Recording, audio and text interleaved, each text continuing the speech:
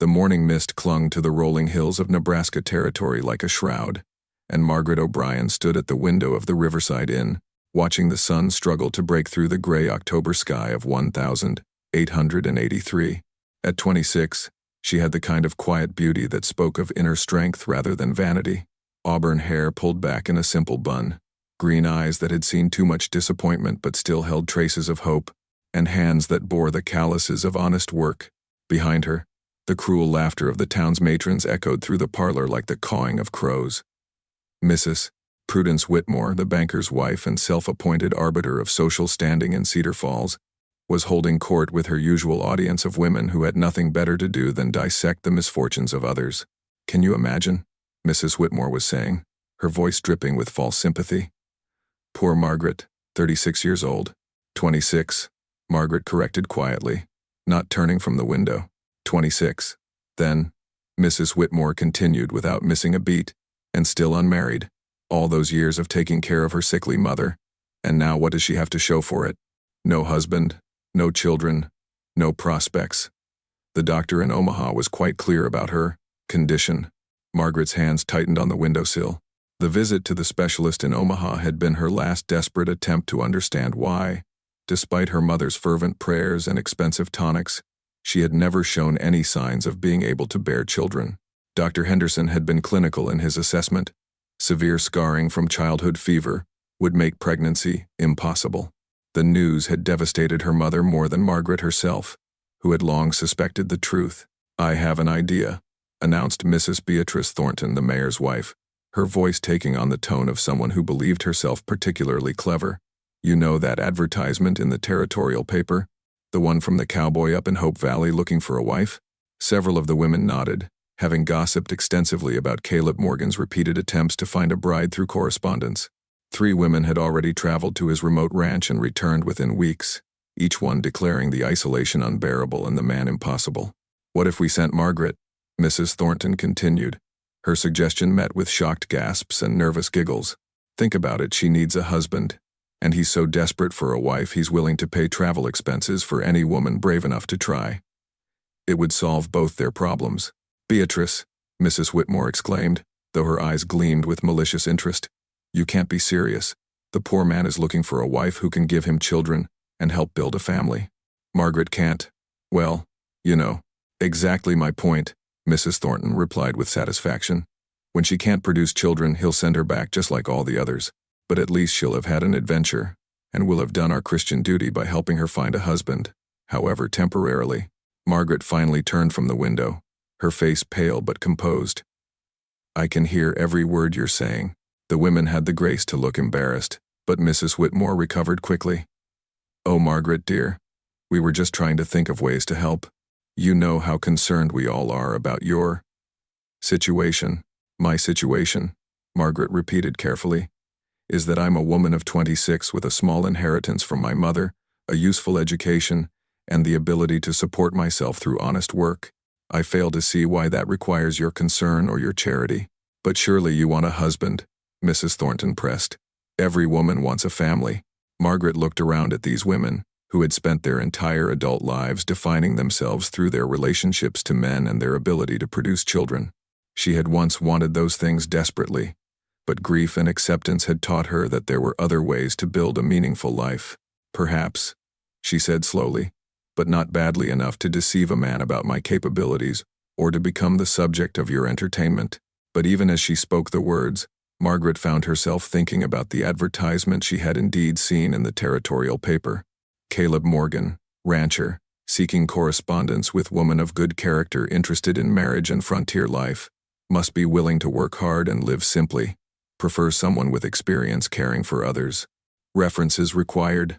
The advertisement had intrigued her not because she was looking for a husband, but because it suggested a man who valued practical qualities over romantic ones. Someone who understood that life on the frontier required partnership and mutual respect rather than just passion and promises. "You know," said Mrs. Whitmore, warming to the theme, "it really would be a kindness to both of them. Margaret gets a chance at marriage, and Mr. Morgan gets, well, a housekeeper, I suppose, and when it doesn't work out, no real harm done. Except to Mr. Morgan when he discovers he's been deceived," Margaret pointed out. "Oh, my dear, Mrs. Whitmore waved dismissively. Men like that are so desperate they'll take anything. And besides, he's probably dreadful. Why else would 3 perfectly decent women have run away from him? Margaret felt something stirring in her chest, not romantic interest exactly, but a kind of sympathetic curiosity about a man who had been rejected 3 times by women who presumably knew what they wanted from life. What kind of person advertised repeatedly for a wife? What kind of loneliness drove someone to such public vulnerability? "I'll consider it," she heard herself saying, surprising everyone in the room, including herself. Mrs. Thornton clapped her hands together with delight. "Oh, how wonderful. Margaret, you're so brave. And think of the stories you'll have to tell when you return."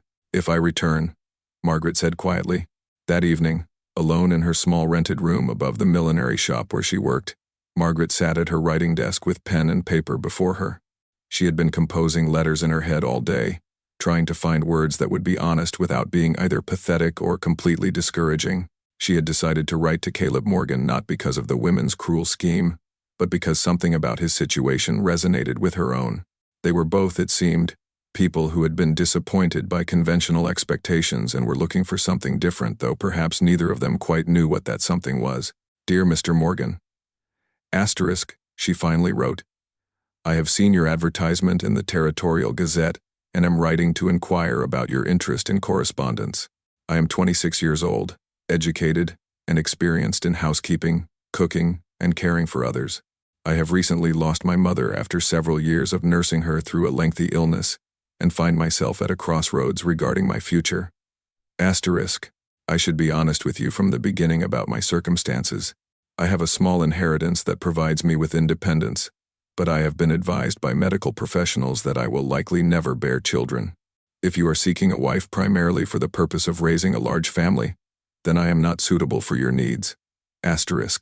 However, if you are interested in a partnership built on mutual respect, shared responsibilities, and the kind of companionship that comes from facing life's challenges together, then perhaps we might find common ground. I am not afraid of hard work, isolation, or simple living. I ask only for honesty, kindness, and the opportunity to build something meaningful with someone who values those qualities as much as I do. If you would like to correspond further, I would welcome hearing about your ranch, your daily life, and your expectations for a potential partnership. Respectfully, Margaret O'Brien.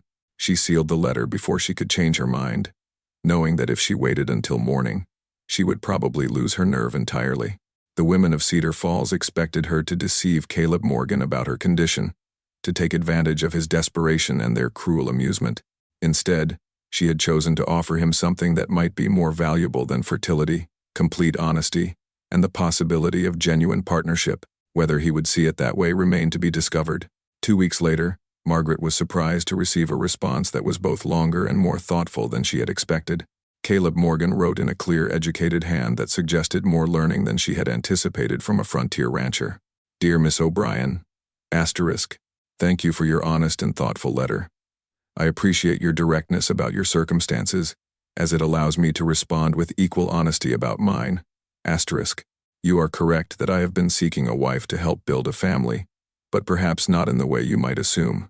I am 34 years old and have been running my ranch alone for 8 years since my father's death.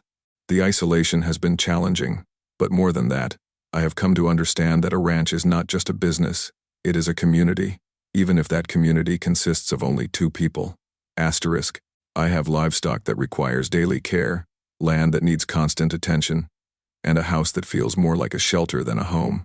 What I need is not just a wife, but a partner who can help me transform this place into something worth building a life around.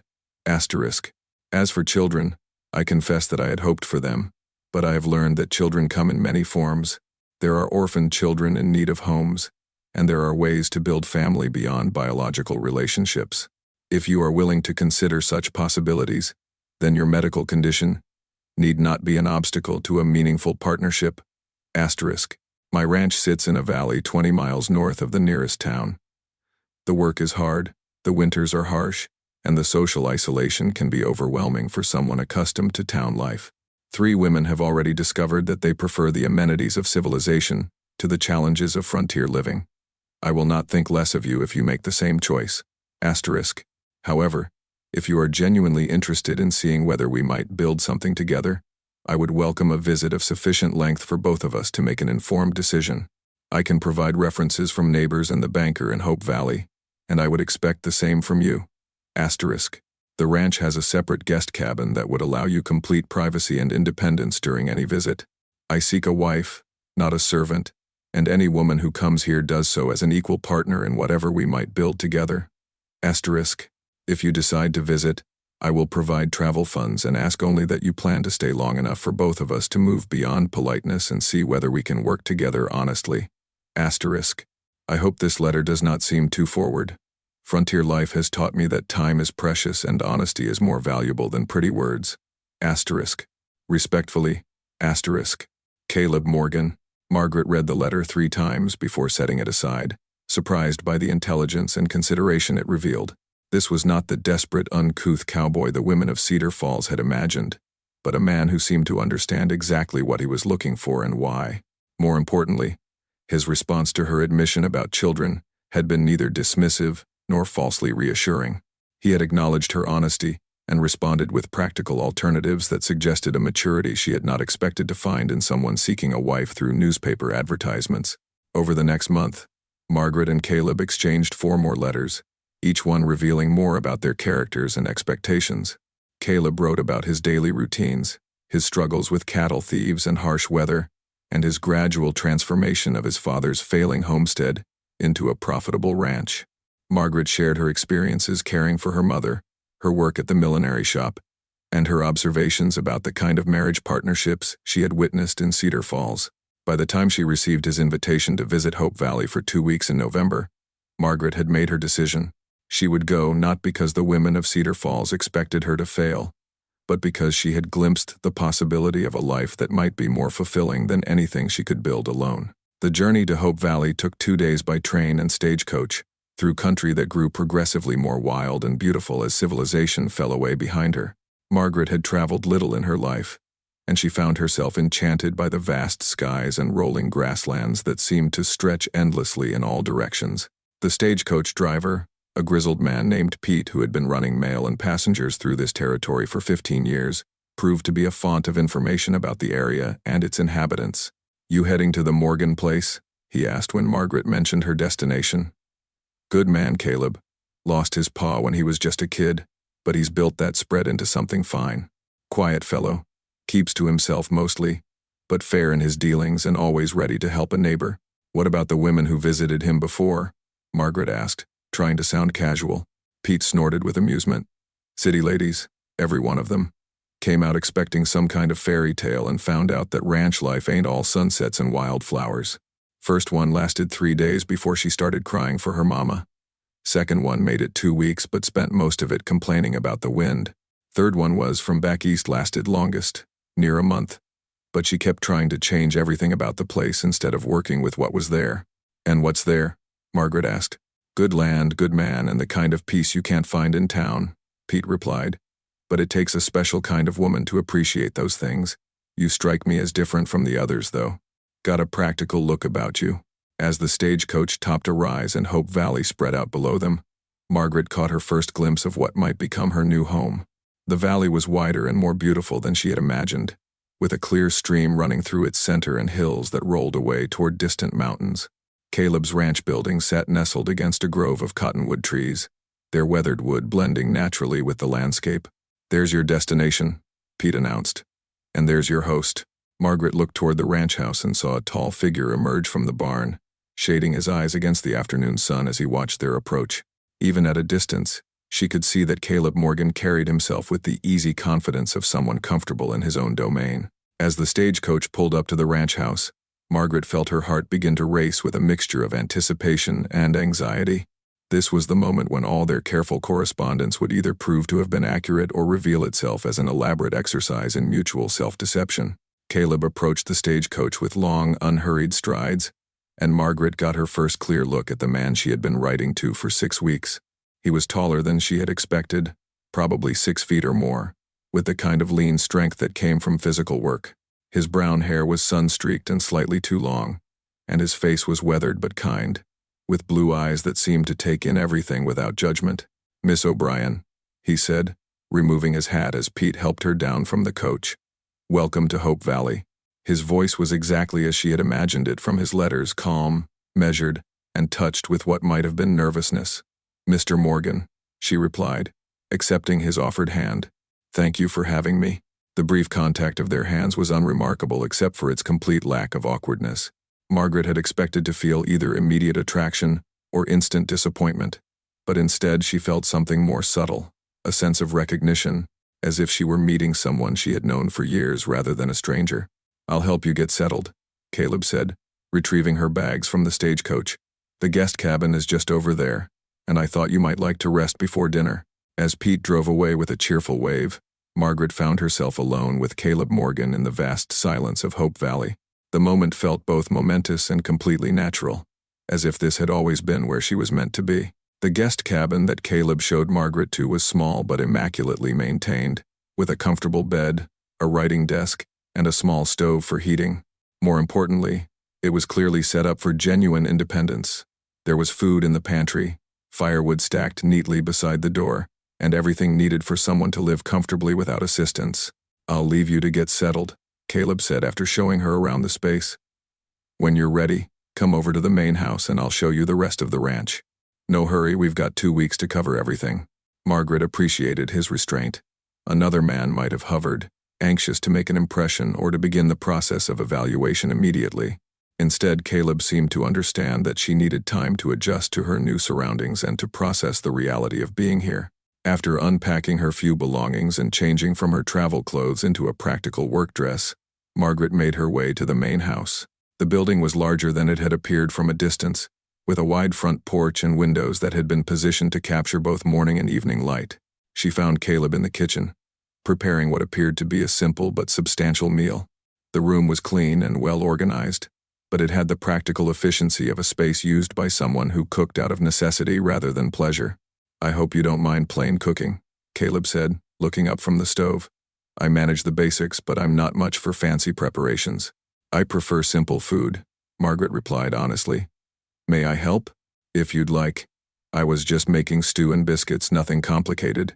They worked together with surprising ease, Margaret taking over the biscuit preparation while Caleb finished the stew. Their conversation was practical discussion of cooking methods, the availability of ingredients, the challenges of maintaining supplies so far from town.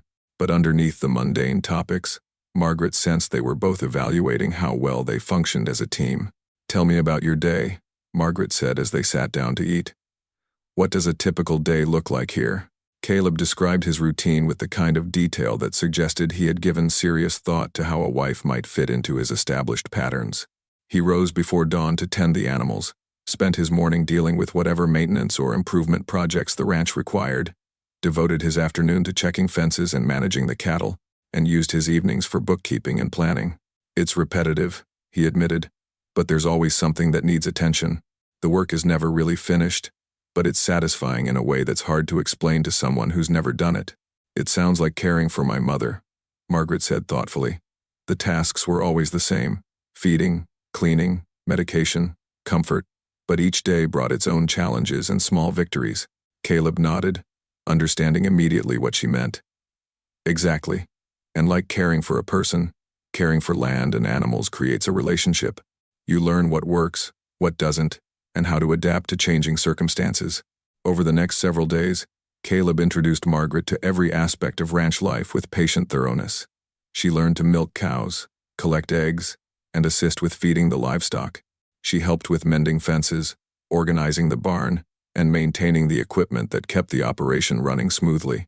More importantly, she began to understand the rhythm of life in Hope Valley, the way weather and seasons dictated daily priorities, the satisfaction that came from completing necessary work, and the deep peace that settled over the ranch each evening as the sun disappeared behind the western hills. Margaret had expected to find frontier life harsh and isolating, but instead she discovered a world that felt more real and immediate than anything she had experienced in town. Every task had clear purpose, every day brought visible progress, and every evening brought the satisfaction of work well done. "You're different from the others," Caleb observed one afternoon, as they worked together to repair a section of fence that had been damaged by cattle. "They seem to be waiting for something to happen. You seem to be looking for ways to make things happen. Margaret considered this observation as she handed him a new fence post. I think, she said slowly, that I've spent most of my life reacting to other people's expectations, taking care of my mother, working in jobs that other people created, living in a town where my value was determined by my ability to find a husband and bear children. This is the first place I've ever been where I can define my own usefulness. And what have you decided about that? Caleb asked. I've decided that I like building things, Margaret replied. I like taking something that's broken or incomplete and making it work better. I like the idea of being part of something larger than myself, but also essential to it. That evening, as they sat on the front porch watching the sunset, Caleb brought up the subject they had been carefully avoiding. Margaret, he said, we've been dancing around the real question for almost a week now. I think it's time we talked honestly about what we're both thinking. Margaret felt her heart begin to race, but she kept her voice steady. What are we both thinking? We're thinking that this works, Caleb said simply. We work well together, we want the same things, and we both understand what frontier marriage requires. The question is whether we want to make it official. Margaret looked out at the valley that had begun to feel like home, at the ranch buildings that represented security and purpose, and at the man beside her who had shown her nothing but respect and consideration. Caleb, she said carefully, before we go any further, I need to make sure you understand what you'd be giving up. I may never be able to give you children of your own. If having a biological family is important to you, Margaret, Caleb interrupted gently, I've watched you with the animals this week.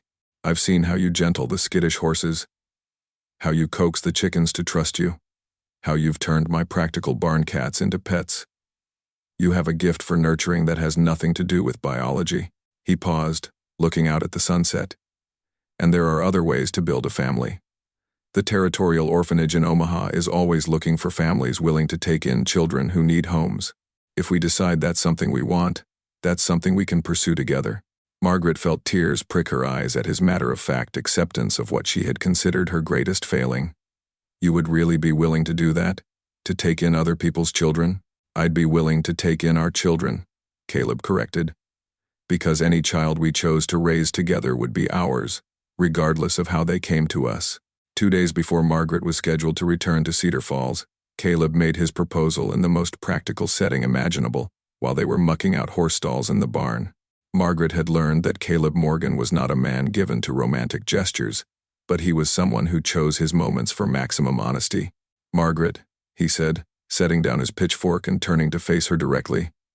I think we should get married. She looked up from the stall she was cleaning, noting the determination in his expression and the slight nervousness he was trying to hide. Just like that? Just like that, Caleb confirmed. We've spent 10 days learning whether we can work together, live together, and respect each other. The answer to all three is yes. I can't promise you passion or romance. I don't think either of us is looking for that kind of marriage, but I can promise you partnership, security, and the kind of companionship that comes from building something meaningful together. Margaret leaned against her pitchfork, considering his words carefully. And if I say yes? What happens then? We go to town tomorrow, get married by the minister, and send a telegram to Cedar Falls letting people know you've decided to stay. Then we come home and start building the life we've been talking about. The simplicity of his proposal was exactly what Margaret had come to expect from Caleb. No flowery speeches or grand gestures, just honest assessment and practical planning. It should have felt unromantic, but instead, it felt deeply reassuring. Caleb, she said finally, there's something I need to tell you about why I came here. His expression grew concerned. What do you mean? Margaret told him about the conversation at the Riverside Inn, about the women's cruel scheme to send the infertile spinster to the desperate cowboy as a form of entertainment. She explained their expectation that she would fail and return to provide them with amusing stories about frontier life and unsuitable suitors. Caleb listened to this recitation without interruption, his face growing darker as he understood the full scope of the deception that had been intended. So they sent you here as a joke, he said when she finished. They tried to, Margaret replied. But I came here for my own reasons. And I've stayed for my own reasons. Their motives don't change what we've built together this week. Caleb was quiet for a long moment, processing this information. Margaret, are you telling me this because you think it changes my proposal? I'm telling you because I want you to understand that marrying me would be giving those women exactly what they intended to prevent a successful frontier marriage for the spinster they thought was hopeless. A slow smile spread across Caleb's face, the first genuinely amused expression Margaret had seen from him. Well then, he said, I suppose we'd better get married just to spite them. Is that a good enough reason? Margaret asked, though she was smiling too. It's one reason, Caleb replied. There are several others. You fit here, Margaret. This place is better with you in it, and I think you're better here than you were in Cedar Falls. That seems like reason enough to make it permanent. Margaret looked around the barn that had become familiar, at the ranch that had begun to feel like home, and at the man who had shown her a different way to think about marriage and partnership. Yes, she said simply, I'll marry you. The wedding took place the next day in Hope Valley's small church, with only the minister, his wife, and 2 neighbors as witnesses. Margaret wore her best dress from Cedar Falls, a simple navy blue with tiny pearl buttons that seemed appropriate for both the occasion and her new life. Caleb had surprised her by appearing in a clean white shirt and his best suit, his hair still damp from careful combing. He spoke his vows with the same quiet sincerity he brought to everything else, promising to be faithful, supportive, and honest for as long as they both lived. Margaret found her own vows came easily, promises of partnership, loyalty, and shared commitment to building something lasting together. When the minister pronounced them husband and wife, Caleb's kiss was brief and respectful, but it carried the warmth of genuine affection. After the ceremony, they sent a telegram to Cedar Falls that was deliberately brief. Married Caleb Morgan today. Will make permanent home in Hope Valley. Regards, Margaret Morgan. The return journey to the ranch felt different now that Margaret was traveling to her home rather than visiting someone else's. She found herself noticing details she had missed before, the way the light fell across the valley in late afternoon, the sound of cattle calling to each other across the pastures, the sense of space and possibility that surrounded them on all sides. That evening, as they sat on the front porch of what was now their shared home, Caleb brought up the subject of their sleeping arrangements with characteristic directness. I've prepared the back bedroom for you, he said. It's larger than the guest cabin and has better light for reading. We can adjust our arrangements as we see fit, but I want you to feel comfortable and unpressured. Margaret appreciated his consideration, though she was beginning to understand that their marriage might develop in ways neither of them had anticipated. The week of working together had created a foundation of trust and affection that seemed likely to deepen over time. Thank you, she said. Caleb, I want you to know that I take our marriage vows seriously. This isn't temporary for me, regardless of how it started. Good, Caleb replied, because I have plans that will take years to complete, and I'm hoping you'll want to be part of them. Over the next several months, Margaret threw herself into the work of transforming Caleb's practical ranch into a true home. She planted gardens, improved the interior of the house, and gradually took over the management of the livestock that required daily attention.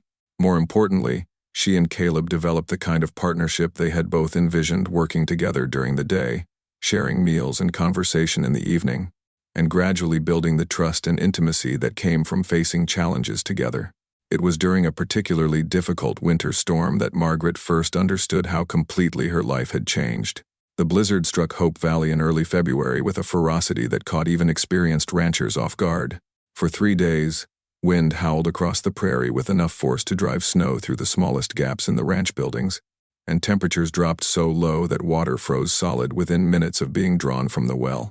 Margaret and Caleb worked around the clock to keep their livestock alive, taking shifts to break ice on water troughs, haul feed to snowbound cattle, and maintain the fires that kept the barn from freezing. They moved through the crisis with the kind of wordless coordination that comes from months of working together, each anticipating the other's needs and actions. On the second night of the storm, when the wind was so loud they had to shout to be heard even inside the house, one of their pregnant mares went into premature labor in the barn. Margaret found herself assisting with a difficult birth while Caleb held lanterns and passed equipment, both of them working desperately to save both mother and foal. She's not going to make it, Caleb said quietly as the mare struggled through hour after hour of unproductive labor. The foal's positioned wrong, and she's getting weaker. Margaret had been kneeling in the straw beside the mare's head, offering what comfort she could while Caleb worked to reposition the foal. She looked up at her husband's exhausted face and saw the kind of defeat that comes from watching something die despite your best efforts. What if we try the technique your neighbor mentioned? She suggested. The one his grandfather learned from the Cheyenne? Caleb looked skeptical. That's for cattle, not horses. And it's dangerous if it doesn't work. We could lose them both for certain. And if we don't try, we lose them anyway, Margaret pointed out. Sometimes you have to risk everything to save anything. For the next hour, they worked together with careful precision, using techniques that were part veterinary science and part intuition. Margaret found herself drawing on knowledge she didn't know she possessed, not book learning, but the kind of deep understanding that comes from caring for living things and refusing to give up on them. When the foal finally slipped free and drew its first shuddering breath, Margaret felt a surge of triumph that was unlike anything she had ever experienced. She had helped bring life into the world not through her own body, but through her knowledge, skill, and determination.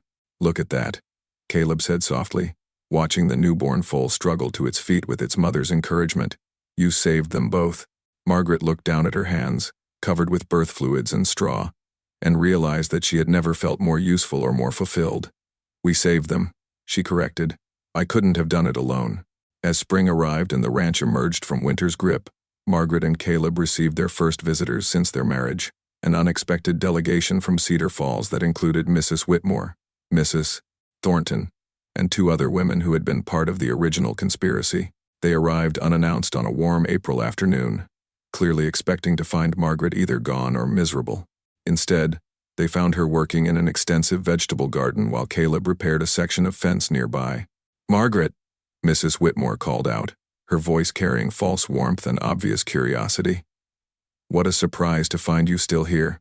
We were so worried when we didn't hear from you after that brief telegram. Margaret straightened from her planting, noting the way the women's eyes took in her practical work clothes, her sun-darkened skin, and the obvious signs of physical labor. She had learned to read disapproval in the faces of Cedar Falls matrons, but she no longer cared about their opinions. Mrs. Whitmore, Mrs. Thornton, she said politely. What brings you so far from town? We were visiting Mrs. Patterson's sister in Hope Valley and thought we'd stop by to see how you're managing, Mrs. Thornton replied, her tone suggesting she expected to find evidence of failure or unhappiness. Caleb appeared at Margaret's side, his presence both supportive and protective. Ladies, he said, touching his hat brim politely. I'm Caleb Morgan, Margaret's husband. Welcome to our ranch. The women studied Caleb with obvious surprise, clearly having expected someone less presentable or articulate. His quiet confidence and obvious devotion to Margaret seemed to confuse them. Your husband, Mrs. Whitmore repeated, as if testing the words. Well, congratulations on your arrangement. I suppose it's worked out better than we expected. It's worked out exactly as we hoped, Margaret replied firmly. Caleb and I have built a good life together here. Over the next hour, as Margaret showed the women around the ranch and served them tea on the front porch, it became clear that they had come expecting to find either a failed marriage or evidence that Margaret was being taken advantage of. Instead, they found a thriving operation and a couple who clearly functioned as genuine partners. It's quite rustic, Mrs. Thornton observed, looking around at the practical furniture and simple decorations that reflected Margaret's new priorities. It's comfortable and efficient, Margaret replied. Everything here serves a purpose. And you're happy? Mrs. Whitmore asked, her tone suggesting she found this hard to believe. Margaret looked out at the valley that had become home, at the gardens and livestock that represented her daily work, and at Caleb, who was discussing cattle breeding with obvious expertise and enthusiasm. I'm fulfilled, she said finally. I have work that matters, a partner who respects me, and the opportunity to build something lasting. I couldn't ask for more. After the women departed, clearly disappointed by the lack of dramatic failure, they had expected to witness, Caleb found Margaret sitting on the front porch, staring thoughtfully at the horizon. They expected to find you miserable, he observed, settling into the chair beside her. They expected to find me defeated, Margaret corrected. They sent me here believing I would fail and return with amusing stories about my inadequacy. Instead, I succeeded in ways they never imagined possible. Any regrets? Caleb asked. Margaret considered the question seriously. About leaving Cedar Falls? About marrying you? About choosing this life? No, none at all. But Caleb, there is something I've been thinking about.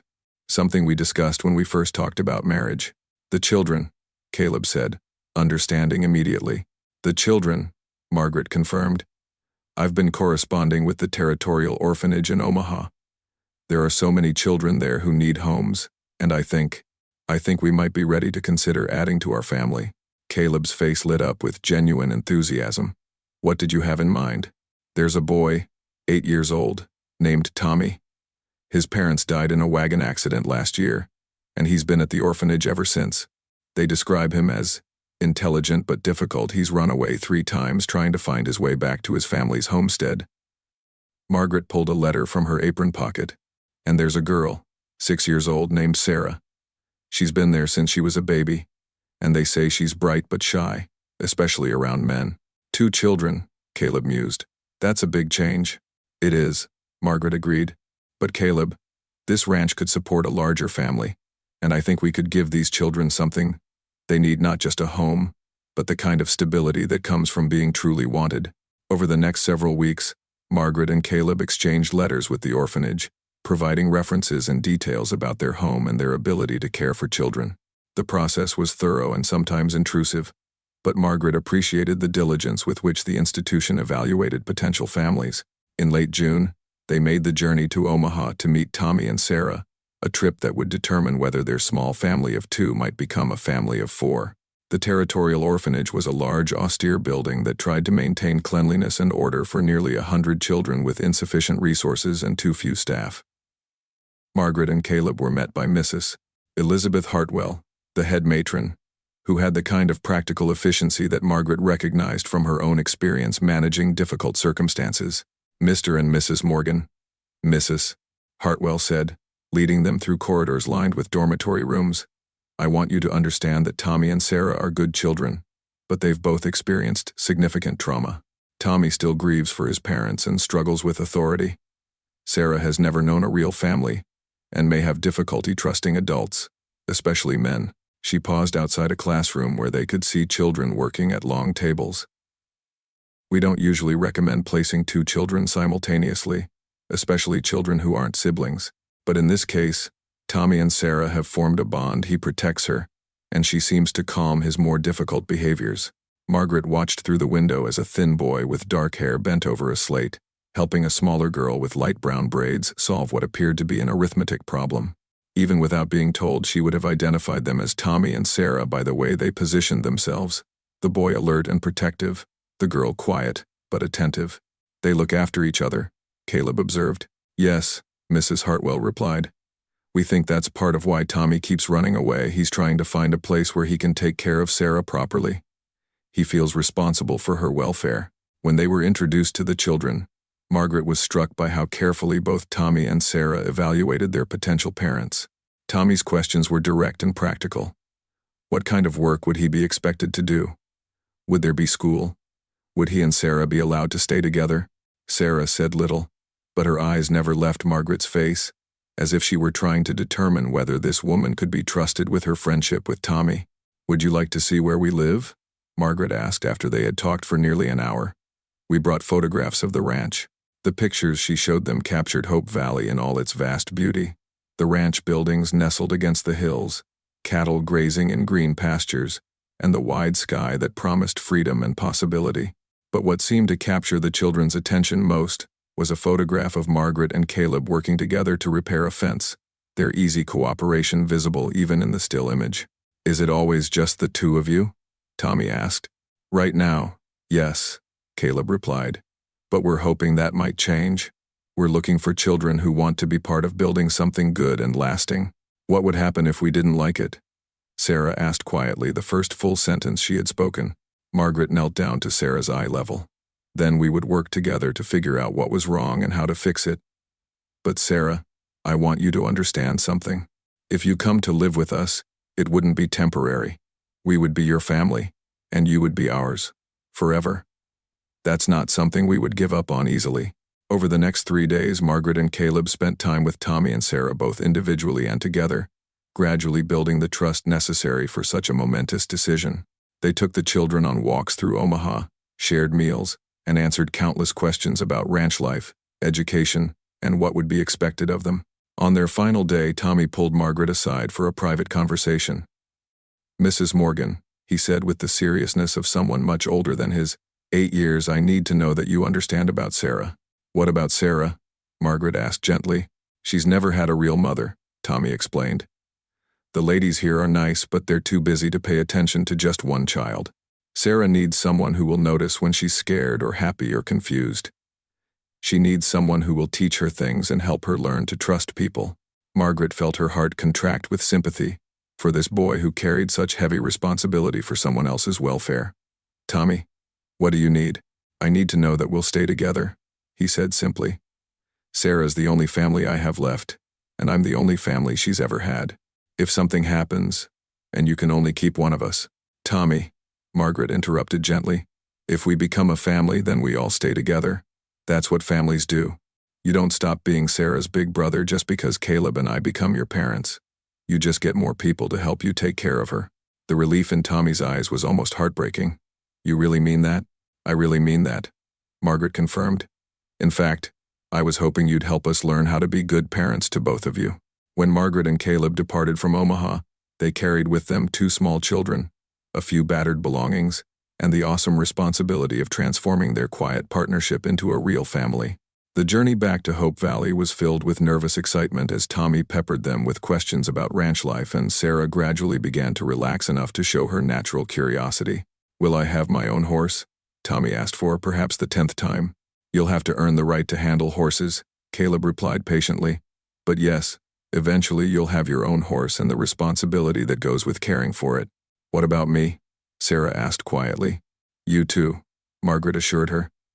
When you're old enough and experienced enough to handle the responsibility safely.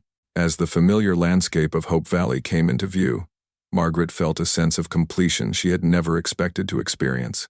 6 months ago, she had been the spinster of Cedar Falls, pitied for her inability to fulfill the traditional expectations of womanhood. Now she was returning home with a husband who respected her, children who needed her, and a life that she had helped to create from nothing but mutual determination and faith. Is that our house? Sarah asked, pointing toward the ranch buildings. That's our house, Margaret confirmed, savoring the possessive pronoun that now included all 4 of them. The first months of being parents tested Margaret and Caleb in ways they hadn't anticipated. Tommy threw himself into ranch life with enthusiasm but struggled with nightmares about his parents' accident. Sarah was quieter but observant, gradually learning to trust that meals would come regularly, that adults could be depended upon, and that her attachment to Tommy wouldn't be used against either of them. Margaret found herself drawing on skills she had developed while caring for her mother, but parenting proved to be entirely different from nursing. Children needed not just physical care but emotional security, intellectual stimulation, and the kind of consistent guidance that helped them understand their place in the world. Caleb surprised everyone, including himself, by proving to be a natural father. His patient teaching style and calm demeanor were exactly what Tommy needed to channel his energy productively, while his gentle respectfulness gradually earned Sarah's trust in ways that allowed her personality to emerge. The breakthrough came in October, nearly 4 months after the children's arrival, during the autumn cattle roundup. Tommy had been begging to participate in the real work of the ranch, and Caleb finally decided he was ready for genuine responsibility. Tommy, Caleb said one morning at breakfast, I need someone I can trust to help me separate the cattle we're selling from the ones we're keeping for breeding. It's important work, and I can't do it alone. Are you interested? Tommy's face lit up with pride and excitement. Yes, sir. What do I need to do? You need to learn to read the marks on the cattle, understand which ones we've selected for sale, and help guide them into the correct pens. It requires good judgment and careful attention. Do you think you can handle that kind of responsibility? I know I can, Tommy replied with conviction. Margaret watched this exchange with growing understanding of what Caleb was doing. He wasn't just giving Tommy work to do, he was offering him the chance to be genuinely useful, to contribute something meaningful to the family's welfare. It was exactly what the boy needed to begin healing from his sense of powerlessness and loss. Sarah, meanwhile, had appointed herself keeper of the ranch's growing collection of barn cats, chickens, and other small animals. She proved to have an intuitive understanding of animal behavior, and a gentle touch that even the most skittish creatures responded to. Sarah has a gift, Margaret observed to Caleb one evening as they watched their daughter patiently coax a half-wild kitten to accept food from her hand. She understands what animals need to feel safe. She understands what anyone needs to feel safe, Caleb replied. She's had to learn that for herself. As winter approached, Margaret realized that their family had achieved something remarkable. Tommy and Sarah had both begun to thrive in ways that went beyond simple recovery from trauma. They were developing confidence, skills, and the kind of security that came from knowing they were valued members of a functioning family unit. More importantly, Margaret had discovered that her inability to bear children biologically had no bearing on her ability to be a mother. Tommy and Sarah needed exactly the qualities she possessed: patience, practical wisdom, and the kind of nurturing that came from understanding what it felt like to be overlooked or undervalued. It was during their first Christmas together that Margaret understood how completely her life had been transformed from the day she had left Cedar Falls. The celebration was simple but meaningful: presents handmade or purchased during their autumn trip to town, a feast that featured Sarah's favorite foods and Tommy's request for apple pie, and the kind of quiet contentment that came from being exactly where they all belonged. "Mrs. Morgan," Tommy said as they sat around the fire after dinner, "can I ask you something?" "Of course," Margaret replied. "Before you came to live with Papa Caleb, were you lonesome?" Margaret considered the question carefully. "I was lonesome in a way I didn't fully understand at the time. I had people around me, but I didn't have anyone who really needed me or appreciated what I could contribute." "Why do you ask?" "I was lonesome too," Tommy said simply. "Even with Sarah, I was lonesome because I couldn't take proper care of her. But now I'm not lonesome anymore, even when I'm by myself working with the cattle." Sarah, who had been quietly playing with her new doll, looked up from her game. "I was never lonesome before," she said thoughtfully, "because I didn't know what it felt like to not be lonesome. But now I know the difference." Margaret felt tears prick her eyes at the wisdom contained in her children's observations. They had all been lonely in different ways: she for lack of purpose, Tommy from too much responsibility, Sarah from too little security. Together, they had created something that satisfied all their needs. "I love our family," Sarah announced with the matter-of-fact certainty of a 6-year-old. "So do I," Margaret replied, pulling both children close for a hug that included Caleb when he reached over from his chair. Spring of 1885 brought visitors to Hope Valley that Margaret had not expected to see again. A delegation from Cedar Falls arrived unannounced on a warm May afternoon, but this time the group included not just the usual gossips but also Reverend Phillips, Dr. Hutchinson, and several other respected members of the community. Margaret was working in her garden when she saw the approaching wagon, and she felt a familiar tightness in her stomach at the sight of Mrs. Whitmore's distinctive purple bonnet. But this time, she was not alone in facing their scrutiny. Tommy was nearby, repairing a section of chicken coop with tools Caleb had taught him to use properly. Sarah was collecting eggs with the kind of confident efficiency that spoke of a child who knew her responsibilities and took pride in fulfilling them. "Margaret," Mrs. Whitmore called out as the wagon pulled up to the house. "My dear, we simply had to come see how you're getting along. We've heard the most interesting stories." Caleb appeared from the direction of the barn, alerted by the sound of voices. Margaret was grateful for his presence, but she no longer felt the need to hide behind him when confronting these people from her past. "Mrs. Whitmore," Margaret said politely, removing her gardening gloves, "what brings you all the way out here?" "Well," Mrs. Whitmore began, clearly enjoying being the bearer of dramatic news, "there are rumors circulating that you've acquired children somehow. People are saying you've become a mother despite your condition." Margaret felt Caleb tense beside her, but she placed a restraining hand on his arm. These people had no power to hurt her anymore, and their ignorance was more pitiable than threatening. "Mrs. Whitmore," Margaret said calmly, "I'd like you to meet my children. Tommy, Sarah, please come here." The children approached with the kind of polite wariness they had learned to display around strangers. Tommy stood protectively near Sarah, but both children held themselves with quiet dignity that spoke of secure family relationships. "Children, these are some people from Cedar Falls, where I used to live. Mrs. Whitmore, Reverend Phillips, this is my son Tommy, and my daughter Sarah." The visitors stared at the children with obvious confusion, clearly trying to reconcile Margaret's known medical condition with the evidence before them. "But how?" Mrs. Thornton began, then stopped, apparently realizing that her question might be inappropriate. "How did we become a family?" Margaret asked pleasantly. "We adopted Tommy and Sarah from the Territorial Orphanage in Omaha. They needed parents, and we needed children. It worked out perfectly for everyone involved." Reverend Phillips stepped forward with genuine warmth. "Mrs. Morgan, May I say how wonderful it is to see you flourishing. These children look healthy and happy, and it's clear they're thriving under your care. Thank you, Reverend, Margaret replied. They're remarkable children who just needed the right environment to show their true potential. Dr. Hutchinson had been studying the family group with professional interest. Mrs. Morgan, if I may ask, how have you found the transition to motherhood? I know you were concerned about your ability to care for children. Margaret smiled at the memory of her younger, more uncertain self. Dr. Hutchinson, I've learned that being a mother has very little to do with biology, and everything to do with commitment, patience, and love. Tommy and Sarah have taught me that caring for children is much like caring for any living thing. You have to pay attention, provide what they need, and give them room to grow. And you're truly happy here? Mrs. Whitmore asked, her tone suggesting she still found this hard to believe. I'm more than happy, Margaret replied firmly. I'm fulfilled in ways I never imagined possible when I lived in Cedar Falls. Tommy, who had been listening to this conversation with growing understanding, stepped forward with the kind of protective instinct that reminded Margaret of his care for Sarah. Are these the ladies who sent you away? He asked Margaret directly.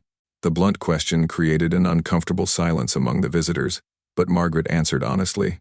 These are some of the ladies who thought I might be happier living somewhere else. Yes. Tommy studied the group with the clear-eyed assessment of a child who had learned to evaluate adults quickly and accurately. Well, he said finally, I'm glad they did, because if they hadn't sent you away, you wouldn't have found us. Sarah nodded her agreement. And we wouldn't have found you and Papa Caleb, she added. Margaret felt her heart swell with pride at her children's simple wisdom. They had transformed the visitors' intended slight into a celebration of how perfectly everything had worked out. Mrs. Whitmore seemed to realize that her mission had backfired spectacularly. Instead of finding evidence of Margaret's failure or unhappiness, she had discovered a thriving family that made her own motivations look petty and mean-spirited. Well, she said stiffly, I suppose congratulations are in order. Though I must say, this is not what we expected when you left Cedar Falls. I know exactly what you expected, Margaret replied with gentle firmness. You expected me to fail, to return, defeated, and grateful for whatever scraps of acceptance you might offer. Instead, I succeeded in ways that none of us imagined possible. I found a husband who values me, children who need me, and a life that gives me purpose and joy. After the visitors departed, clearly deflated by their inability to find any evidence of the misery they had anticipated, Caleb found Margaret standing in their garden, looking out at the valley that had become home to all of them. Any regrets about how you handled that? He asked. None whatsoever, Margaret replied. Caleb, do you realize what we've accomplished? We've taken broken pieces, my supposed infertility, your isolation, Tommy's loss, Sarah's abandonment, and we've built something beautiful and functional from all of it. We have, Caleb agreed. And Margaret, there's something I want you to know. When I first advertised for a wife, I thought I needed someone to help me build a ranch. What I got instead was someone who helped me build a family. That's a much better outcome than anything I originally hoped for. 2 years later, in the summer of 1887, the Morgan family received an invitation that surprised them all. The town of Hope Valley was planning its first annual Pioneer Days celebration, and they wanted to honor families who had contributed to the development and stability of the community. They want to recognize us as one of the founding families, Caleb explained, reading from the official invitation. Apparently, our success with adoption has encouraged 3 other families to take in children from the orphanages, and the town council thinks we've set a good example for how frontier families can be built. Margaret looked around their dinner table at the family they had created through choice rather than chance. Tommy, now 10, had grown into a confident, capable boy who could handle almost any ranch responsibility and was already talking about attending the Territorial College to study agriculture. Sarah, 8, had blossomed into a bright, articulate girl who helped Margaret with correspondence and bookkeeping while maintaining her special connection to the ranch's animals. But perhaps the most remarkable transformation was in Margaret herself. The uncertain woman who had left Cedar Falls 4 years ago had been replaced by someone who moved through the world with quiet confidence and clear purpose. She had learned that her value had nothing to do with her ability to bear children, and everything to do with her capacity to nurture, to build, and to create meaning from whatever circumstances life presented. Will there be other families there? Sarah asked. Families like ours? Some, Caleb replied. The Hendersons adopted 2 boys last year, and the Washingtons took in a girl whose parents died in the influenza outbreak. You'll have friends who understand what it's like to be chosen rather than just born into a family. The Pioneer Day celebration turned out to be larger and more elaborate than anyone had expected. Families came from ranches and farms throughout the territory, bringing food, music, and stories of their struggles and successes in building new lives on the frontier. Margaret found herself in demand as someone other women consulted about adoption procedures, child-rearing challenges, and the process of building non-traditional families. She was surprised to discover that she had become something of an authority on frontier family life, sought out by women who faced their own struggles with infertility or loss. "Mrs. Morgan," said a young woman named Ellen Peterson, who had traveled 50 miles with her husband to attend the celebration. "I wonder if I might ask your advice. My husband and I have been married 3 years, but we haven't been blessed with children. We've been considering adoption, but we're not sure we'd be good parents to children who aren't our own." Margaret recognized the uncertainty and self-doubt in Ellen's voice, emotions she remembered feeling when she first considered becoming a mother through adoption. "Mrs. Peterson," she said gently, "may I ask you something? Do you believe that loving someone requires sharing their blood?" Ellen looked confused by the question. "No, of course not. I love my husband, and we're not related.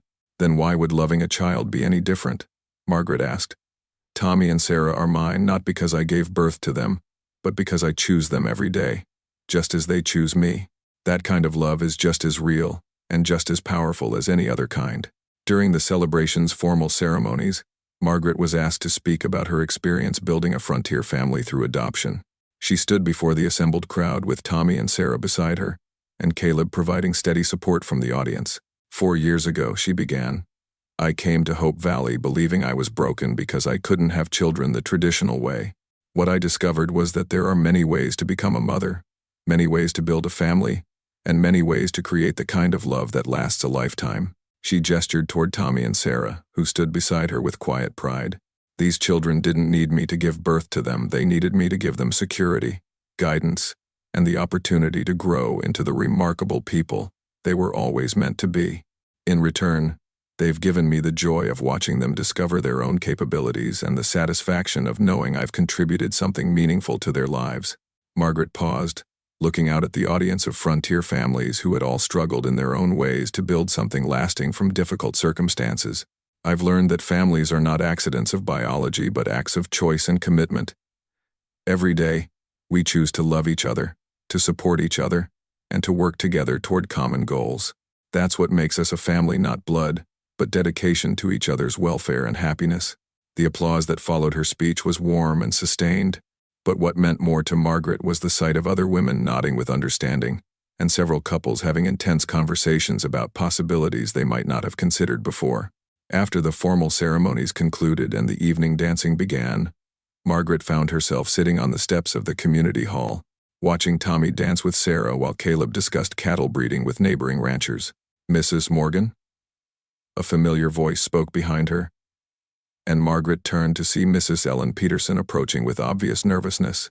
"Yes, I wanted to thank you for what you said earlier, about choosing to love people every day. My husband and I have decided to contact the orphanage in Omaha about adoption. Your family has shown us that it's possible to build something beautiful, even when life doesn't go according to plan." Margaret smiled, remembering her own fears and uncertainties when she first considered the possibility of adoption. "Mrs. Peterson, if you decide to pursue adoption, please feel free to write to me if you have questions or need encouragement. Building a family this way isn't always easy, but it's one of the most rewarding things I've ever done."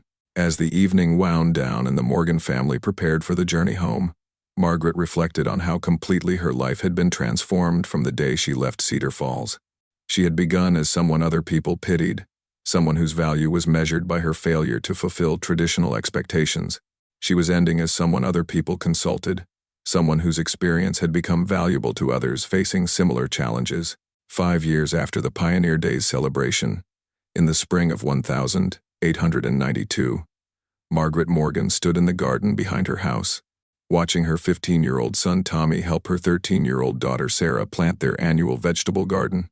Both children had grown into capable, confident young people who contributed meaningfully to both the ranch's operation and the broader community. Tommy had indeed pursued his interest in scientific agriculture and was corresponding with professors at the Territorial College about new techniques for soil management and cattle breeding. Sarah had developed into an accomplished young woman who managed much of the ranch's correspondence and bookkeeping while pursuing her own interests in literature and natural history.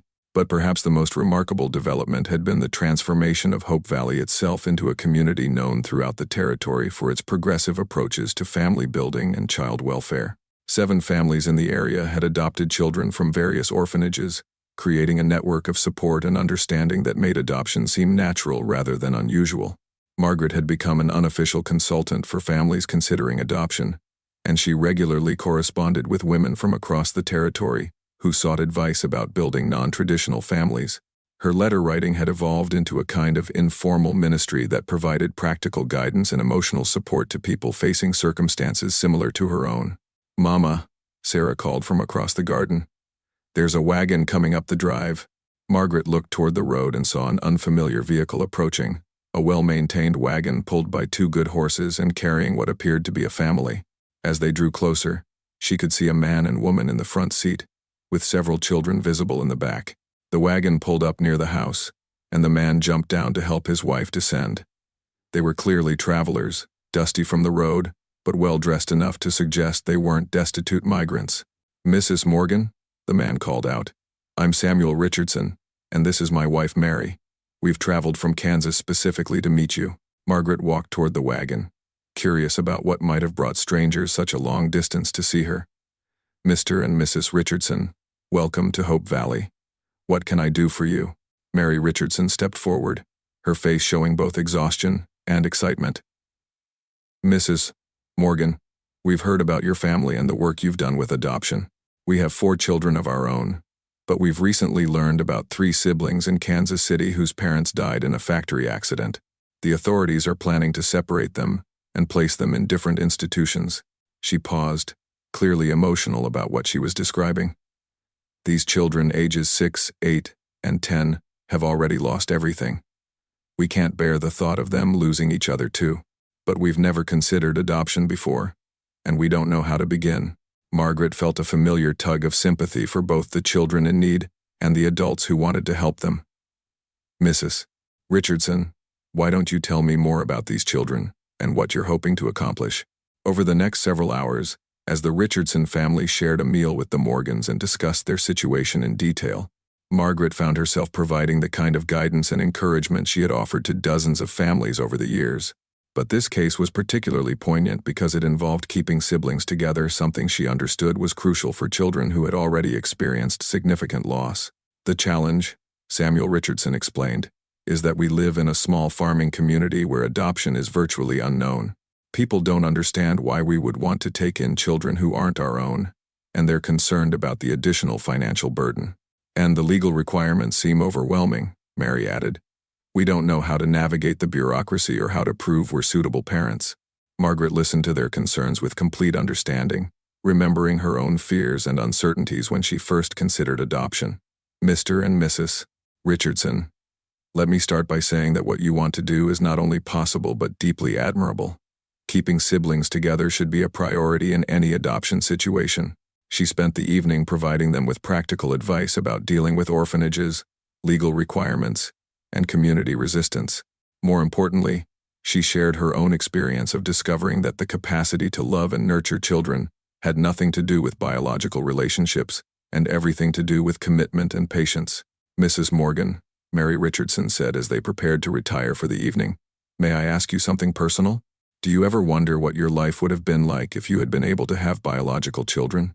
Margaret considered the question carefully, looking around at the family she had built through choice and determination. "Mrs. Richardson, I've learned that wondering about alternative paths is less important than making the most of the path you're actually on. Tommy and Sarah are my children in every way that matters.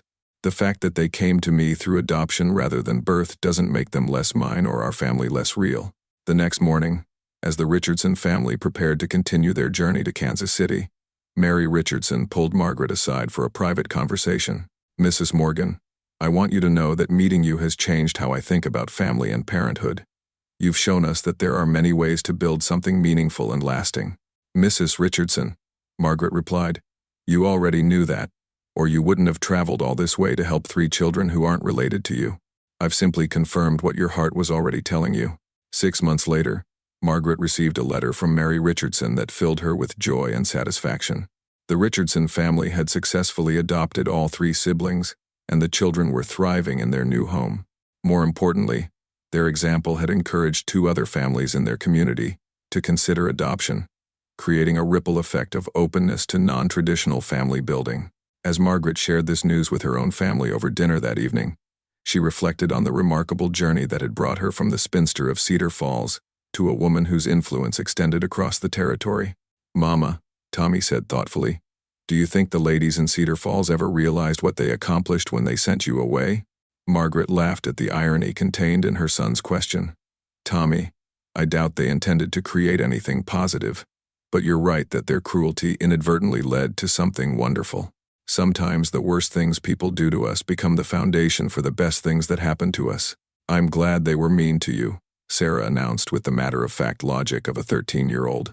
"Because if they hadn't been, you wouldn't have come here, and Papa Caleb wouldn't have found you, and we wouldn't be a family." Caleb, who had been listening to this conversation with quiet amusement, spoke up from his place at the head of the table. "You know what I think? I think those ladies thought they were sending the infertile bride to a lone cowboy as a joke. But what they actually did was bring together 4 people who needed each other to become complete." As Margaret looked around the table at the family they had created through patience, determination, and love, she understood that Caleb was exactly right. The women of Cedar Falls had intended to demonstrate her inadequacy and his desperation.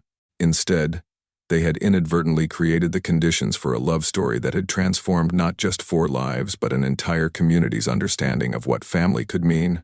The infertile bride had indeed returned with a child, but not in the way anyone had expected.